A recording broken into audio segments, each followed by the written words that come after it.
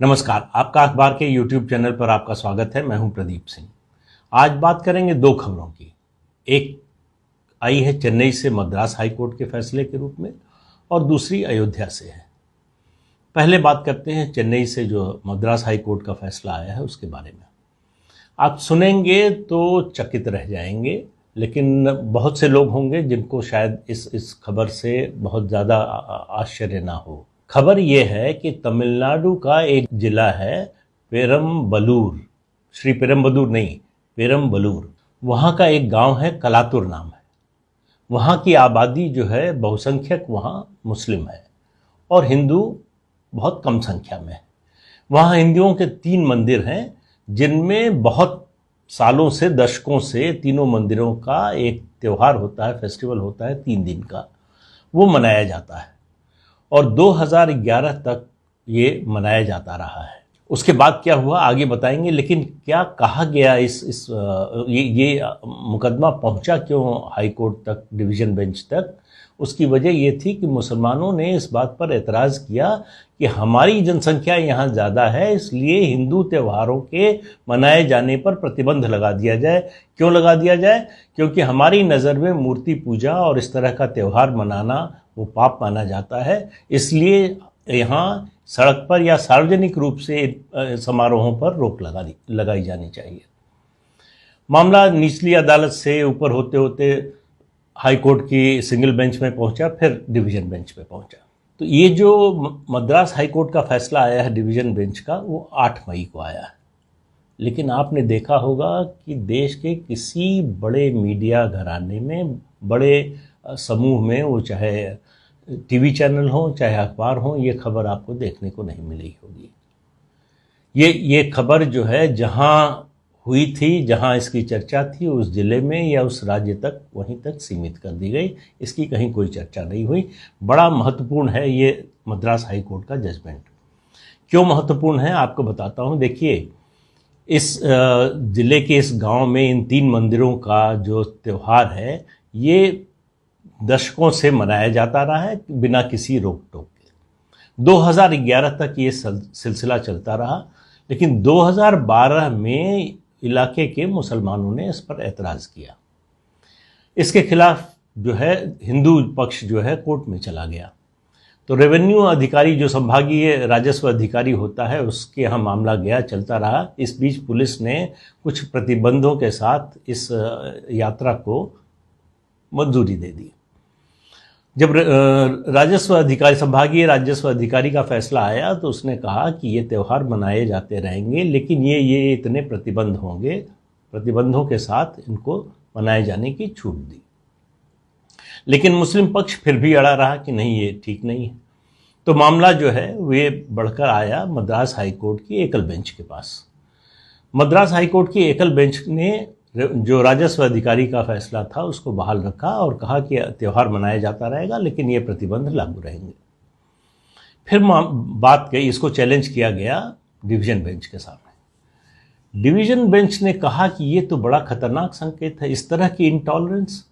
अगर यही बात दूसरे इलाकों में, देश के जो हिंदू बहुल इलाके हैं, वहाँ हिंदू कहने लगे दूसरे धर्मों के त्योहारों के बारे में, तो फिर क्या होगा? फिर तो देश में अराजकता होगी, दंगे होंगे, खून खराबा होगा। तो किसी भी सेक्युलर कंट्री में, देश में इसकी इजाज़त कैसे दी जा सकती है? मामले की पूरी सुनवाई हुई। इसमें 2015 से या 2012 के बाद थोड़े, उसके बाद 2015 और 18 के बाद ज़्यादा रिस्ट्रिक्शंस लगे। उन सब के बारे में हाई कोर्ट ने कहा कि जो डिस्ट्रिक्ट म्यूनिसिपैलिटीज़ एक्ट है 1920 का, 1920 का, उसके मुताबिक इलाके की हर सड़क और हर गली पर वहाँ के रहने वाले सब लोगों का समान अधिकार है। वो माइनॉरिटी में है, मेजॉरिटी में है, वो इस धर्म के हैं, उस धर्म के हैं, इससे कोई फर्क नहीं पड़ता। उनको अपना त्यौहार मनाने, वहाँ पर यात्रा और या इस तरह का जुलूस निकालने का अधिकार है। यहाँ तक कहा कि ये भी कोई आधार नहीं हो सकता इस तरह के जुलूस को रोकने का कि रास्ते में किसी और धर्म का पूजा स्थल पड़ता है। हाईकोर्ट ने कहा ये कोई कारण नहीं है। तो हाईकोर्ट ने कहा कि एक तरह से आश्चर्य जाहिर किया कि इस तरह का कैसे प्रतिबंध लगाया जा सकता है, इस तरह की मांग कैसे हो सकती है जिस देश को, जो देश सेकुलर है, उस देश में कोई एक धर्म का व्यक्ति सिर्फ इसलिए कि उस पर्टिकुलर इलाके में उसकी आबादी ज़्यादा हो गई है, इसलिए दूसरे धर्म के लोगों को तीज त्योहार या उनका जो धार्मिक उत्सव है उसको मनाने से कैसे रोका जा सकता है। तो जो पिटीशन किया था, जो मुकदमा लेकर गए थे हिंदू पक्ष के लोग, उनसे उन्होंने कहा, मद्रास हाई कोर्ट की डिवीजन बेंच ने, कि जो 3 दिन का त्यौहार है, पहले दिन और दूसरे दिन बिना किसी प्रतिबंध के, ध्यान से सुनिए, बिना किसी प्रतिबंध से इलाके की हर सड़क और हर गली से ये जुलूस निकल सकता है, कोई रोकेगा नहीं। तीसरे दिन जो उनकी प्रथा थी ये इस त्योहार को, इस जुलूस को मनाए जाने की, इसको, उसमें यह था कि हल्दी मिला हुआ पानी का छिड़काव होता था। हिंदू पक्ष ने खुद ही कहा कि हम जो है इसको बंद कर देंगे, ये छिड़काव नहीं करेंगे। तो डिवीजन बेंच ने कहा कि वो जब खुद ही मानने को तैयार है तो उस पर कोई आदेश देने की जरूरत नहीं है अलग से, और पुलिस को कहा कि आप ये इंश्योर कीजिए कि ये जुलूस, ये त्योहार हमेशा की तरह जैसे दशकों से मनाया जाता रहा है वैसे ही मनाया जाए, हर गली और हर मोहल्ले की सड़क से जो है निकले, गली मोहल्ले से, और सिर्फ आपका काम इतना होगा ये इंश्योर करना कि कोई दुर्घटना ना होने पाए। बात यह है कि ये चेन्नई के एक ज़िले के एक छोटे से गांव की बात है, लेकिन बात इतनी साधारण नहीं है। ये बात मानसिकता की है, ये प्रवृत्ति की है।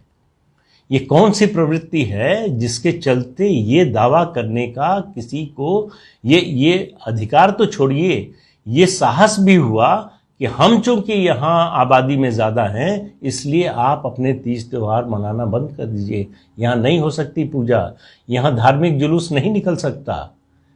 ये आने वाले दिनों का संकेत है। और आप याद कीजिए, पश्चिम बंगाल की बात बहुत दिनों से मैं कर रहा हूँ।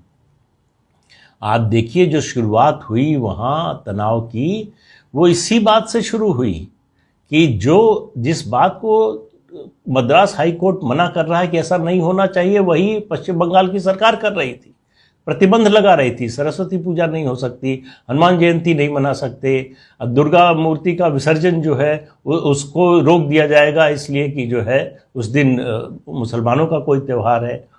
मुसलमानों का त्यौहार हो, हिंदुओं का हो, सिखों का हो, ईसाइयों का हो, सबको अपना त्यौहार मनाने की उतनी ही आज़ादी होनी चाहिए। ये कैसे हो सकता है कि एक धर्म के लोगों की आपत्ति पर दूसरे धर्म के लोगों का तीज त्योहार या धार्मिक उत्सव रोक दिया जाए?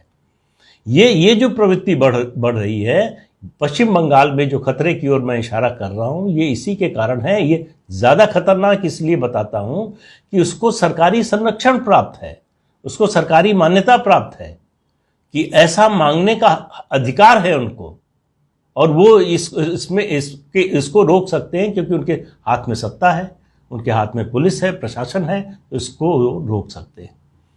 अब दूसरी खबर एक आई है अयोध्या से। अयोध्या के एक गांव में जो हिंदू बहुल है, लगभग शायद 80-90% जो है आबादी वहाँ की हिंदू है, वहाँ उन्होंने एक मौलवी को, जो एक मदरसे में पढ़ाते थे पहले, उनको ग्राम प्रधान चुना है। हिंदुओं ने एक मुसलमान को ग्राम प्रधान चुना है। तो इन दोनों प्रवृत्तियों का अंतर देखिए। आप किसी धर्म की बात मत कीजिए, इस धर्म का उस धर्म का, मैं कह रहा हूं कि इस प्रवृत्ति को देखिए। जो एक प्रवृत्ति है जो कहती है हमारी आबादी ज़्यादा हो गई इसलिए आप त्यौहार नहीं मना सकते, दूसरी ओर दूसरी प्रवृत्ति आप देखिए जो मेजॉरिटी में होते हुए माइनॉरिटी के व्यक्ति को अपने गांव की जिम्मेदारी सौंपता है। और दुनिया का इतिहास गवाह है कि इसी तरह से ये जो विस्तारवादी धर्म होते हैं वो इसी तरह से काम करते हैं, इसी अवधारणा पर चलते हैं, इसी को लेकर उनका विस्तार होता है। आप देखिए कई देश, आप दूर क्यों जाते हैं, ईरान देख लीजिए। ईरान कभी पारसियों का देश हुआ करता था, पारसी सारे भगा दिए गए। तो बात यह है कि इस प्रवृत्ति को रोकने की ज़रूरत है, इसके लिए लड़ाई दंगा करने की जरूरत नहीं है, लेकिन इस प्रवृत्ति का विरोध होना चाहिए। तो विरोध की बात कौन कहे, यहां तो उसकी चर्चा तक नहीं हो रही है। चिंता की बात यह है कि मेन स्ट्रीम मीडिया के लिए, राष्ट्रीय स्तर पर मीडिया के लिए यह कोई खबर ही नहीं है। अब आप कल्पना कीजिए कि यही उल्टा होता, कोई ऐसा गांव होता जहां हिंदू बहुसंख्यक होते और मुसलमान अल्पसंख्यक होते, उस गांव में कम आबादी होती और उनके तीज त्योहार पर रोक लगाने की मांग करते, तब क्या होता? तो पूरे देश में सुर्खियां बनती। मेरा सारा विरोध इस तरह की प्रवृत्ति से है, इस तरह की सोच से है। अगर एक पक्ष की सांप्रदायिकता गलत है तो दूसरे पक्ष की भी गलत है। ये जब तक आप करते रहेंगे भेदभाव कि हिंदू के खिलाफ कुछ हो रहा हो तो चुप हो जाओ, मुसलमान के खिलाफ हो रहा हो तो चिल्लाओ, मुसलमान के खिलाफ हो रहा आवाज उठाइए, कोई हर्ज नहीं। इसी देश के नागरिक, इस देश का कोई भी नागरिक हो, उसके साथ अगर अत्याचार हो रहा, अन्याय हो रहा है तो बोलना चाहिए, जरूर आवाज उठानी चाहिए, लेकिन बराबरी